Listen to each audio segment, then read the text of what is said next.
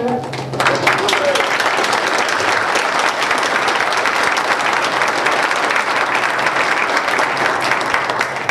to let you know a little bit about the Australian situation, I've already mentioned that we're fairly small in population, and so it seems rather incredible that we can talk of a Green WA group which has about 400 members. We've fluctuated from about 400 to 600 members over the time we've been in existence, with a wider support base of about 4,000 people who come together for election time to help us with the campaigns.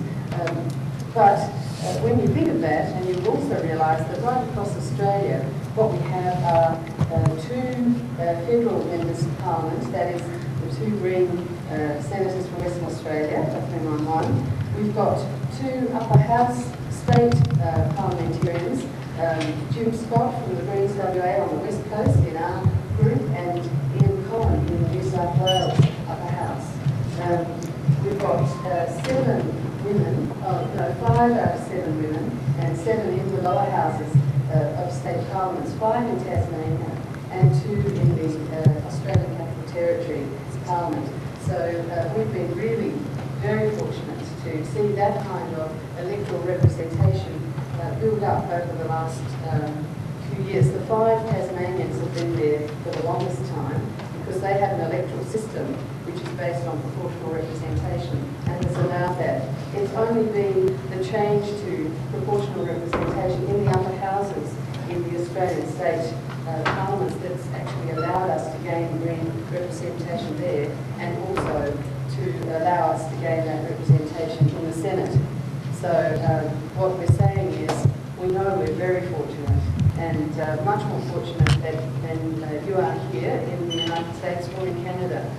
We've been horrified to see the kind of struggle you have against the entrenched bureaucratic and political structures here. Our really valuable benefits are that we have preferential voting, even in the lower house where we don't have proportional representation. We can't hope to gain election in the lower house because it is social justice and peace onto that political agenda, and it hadn't been there before. And that was in 1989, and it has seen a continual demand that politicians answer questions on the environment, on social justice and equity, and on their stance on nuclear issues.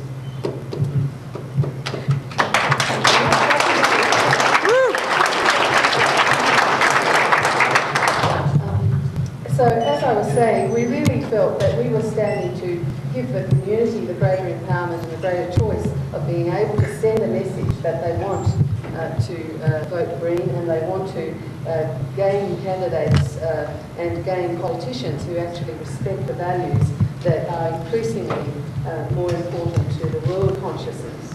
And when we gained electoral success, it was almost a bit of a disadvantage, because once you get successful, then people perceive you in a different way. I'm sure you know the stigma that attaches to most politicians. And so it's very important for the Greens that we actually reflect a new politics and stand out very differently from the way in which politics operates. I'll tell you a bit more about some of the benefits of gaining election in a minute, but I'd like to just draw for a few minutes on the experience of New Zealand, because I know that here in the United States we're really battling a system that makes it very hard. In addition to the fact that we have preferential voting in the lower house in Australia and in the upper house, we have proportional representation in the upper houses, which means more women, more minority groups within the community and minority parties can be reflected, and of course that is more democratic. It is more democratic to reflect across the spectrum of the community those parties that reflect the aims and aspirations of the people who vote for them, rather than to have somebody who's managed to struggle to gain 51%. And the third factor that favours Australia is that we have public funding. That that is in the federal system, not in the state system, and that means that any party that gains over 4% of the vote is able to receive a rebate of $1.50 for every Senate and lower house vote that they gain. That's a fairly recent change that's come about through the Committee of Electoral Matters, of which I'm a member. And it means that for the Greens in Australia, we can use our federal campaigns basically as fundraisers that allow us to have the money and resources for our state campaigns. So there are three ways in which, if you want to work for reform in your country, there are three things you should be looking for. Preferential voting, where the vote can be transferred down. If the first candidate of your choice isn't selected, you have a second and a third and a fourth chance. It's anything but a wasted vote. And the second thing is the proportional representation, or the multi-member electorates, where usually the major parties will gain. In the Senate, we have an election every 3 years of half the Senate, and so that means 6 senators from each state are up for election. And usually the major parties get those first two positions very quickly, and then the fifth and the sixth position are determined by the preferences of those parties and the amount of primary votes those major parties have left. And that's the way in which the Greens have been able to gain that. Usually we've gained the sixth position in 2 different elections, and that allows the Greens WA to have 2 senators. We're likely in the next federal election to have even more. Hopefully from Victoria, Peter Singer and Bob Brown, also standing from Tasmania, and they will gain a Senate seat at the next federal election, and there may be 1 or 2 more to the 20% mark, but have never succeeded in getting anyone elected. And so they had 2 approaches to those problems. The first one was that they started a coalition of minor parties who had a mutual interest in gaining a representation for their views and for their people. And so the alliance in New Zealand was formed out of 5 different parties. And when I visited them recently, they tried to describe the different components that were contributed by those parties, and I'll try and convey them to you, I hope, fairly. The first was that they had the New Labour Party, which had broken away in disgust and protest at the way in which the Labour Party had moved away from social justice values and labour values. And they had the numbers.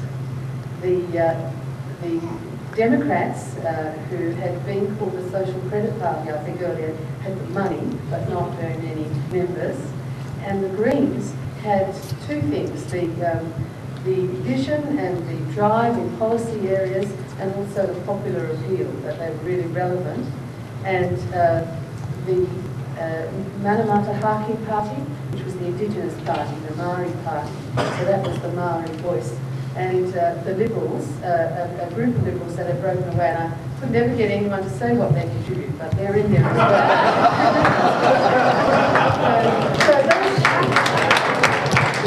So they contribute themselves, don't they, to that group? So there's 5 parties working together under the title of the Alliance.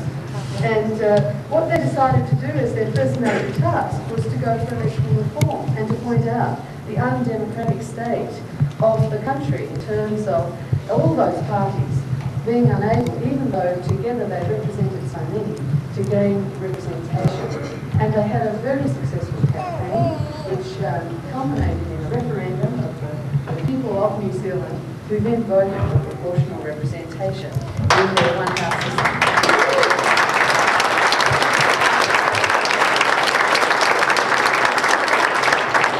So it was a very inspiring thing they did for the whole of the world, I believe. Those parties who've been struggling against single members and first-past-the-post voting systems have a lot to be encouraged by what's happening in New Zealand. And now, of course, having been so successful, they're about to face an election where the Alliance is likely to gain government. And then the next dilemma comes, because the Greens have become immersed in that group of the Alliance, and their struggle is, do we go for a green identity, or do we simply want a green alliance, an alliance that reflects and puts into the political system those values that we want? And that's not without tension and problems, and in fact they've had a small split of the people who've decided that by giving away the name Green, they've given away one of the most valuable things that they've got, and who are also going to run as Greens. So they'll be in the dilemma that the Green Party is actually part of the Alliance. and is going to have people in some of their electorates with the name Green competing against them. So while it's a success story and very inspiring, you can see that the same dilemmas exist all around the world, of different views as to how we can best raise the political agenda to those issues that are so vital at this point. That electoral reform issue is the one that I think is the one facing you at the moment, and of course your solutions will not be the solutions of New Zealand or Australia or anywhere else, but each of us provides some encouragement and model that we can choose from. So I wish you wisdom as you go about both your talks about unifying across the states and also to really challenge the political system of this day with those coalitions of interests that I believe will in the end be the most powerful way of persuading people that they aren't disenfranchised by the voting system, that they do have a role to play, but they need to insist that they have that opportunity. Discouraging time. Actually, I found it so stressful because it was so busy, but it wasn't until Dee got elected and we gained the balance of power that I realised I'd had a very gentle introduction to politics. And when Dee got there, the very first day she was there, the government had decided it was going to announce its budget. And we had, and I'll have to explain the numbers I think to make it clearer. The government in Australia is the Labor Party, and in the Senate it doesn't have the numbers. So it can't simply operate in the Senate with a rubber stamp for its legislation. But the main opposition party, we call the Liberals and their Conservatives, have not the numbers either to put a stop on the government's legislation. So with the arrival of the two Greens and with the 7 Democrats who were there and 1 independent, you had a situation of 5 groupings of different numbers of members in the Senate, none of whom had the numbers to control the Senate. And that's democracy. Yeah. So it came as a very rude shock to the Prime Minister. So that parliamentary democracy, which says that the Senate should be able to review and scrutinise the government's legislation and to challenge it when it feels that the government's going outside its mandate, was something that we were able to do. The government hadn't actually had a majority for about 20 years in the Senate, but it had managed to, by Reid, not to challenge the government's budget.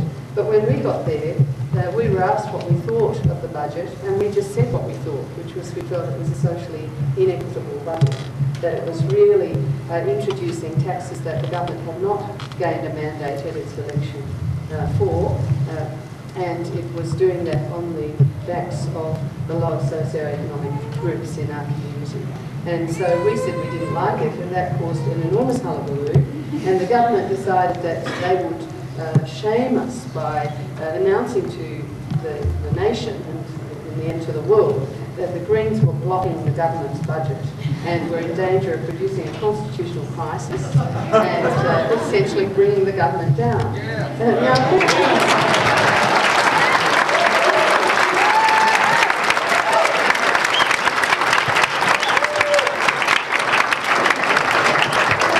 You might think it would be lovely to do that, but we couldn't do it. There are only 2 of us. And 2 votes do not make a majority out of 76. But what we could do is we could exercise those votes in a way that was not tied to any party, but was tied to the issues that we believed in. And that's what actually was causing the unrest, that we weren't willing to say we'd support the budget in exchange for some other issue that might be dear to our hearts, that would cause us, again, to be co-opted into the way in which the political system operates, I think, everywhere. So it was really the government that promoted a very false picture of our power. People right around the world still think we blocked the government's budget in 1993, and that's because the government said so. And all we were saying was that we would seek to amend, and if they didn't change a certain bill that increased sales tax, that we would vote against it. That's all. One budget measure, amending the legislature. So it wasn't a big change, it wasn't a change in a green direction, it wasn't the proactive change that we really wanted. It was simply sticking our ground. And And so the government was really floored by this, because all the pressure, everybody rose up and said, well, some people rose up and said, we mustn't challenge the government, but some of our own voters were horrified. They thought we'd been elected on environmental issues and we shouldn't be tampering with the government's budget. And people elsewhere were delighted that we were simply sticking to our role of challenge and scrutiny and having a community voice. And so the thing that really stopped the government using that weapon against us to try and bring us into line was twofold. First was that we didn't back down. We just kept saying, well, if you want us to support it, that's easy. You can change it and we'll vote for it. But the second thing that caused them to back down was they conducted polls, and they discovered that every time they really bagged us, everybody in the community cheered.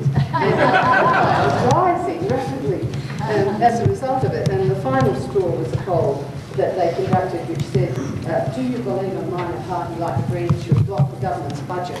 Now, any psychologist would know that that's a loaded question. And 77% of the people said no, and 15% said don't know. So it really said to them that the people were being represented by the stand that we were taking. So our real power doesn't come from what the government says it is. Our real power comes because there are people in the community who agree with what we're saying. And the turning point for us came when the government, having promoted us as so powerful, suddenly discovered that our power was real, but it wasn't from what they'd done,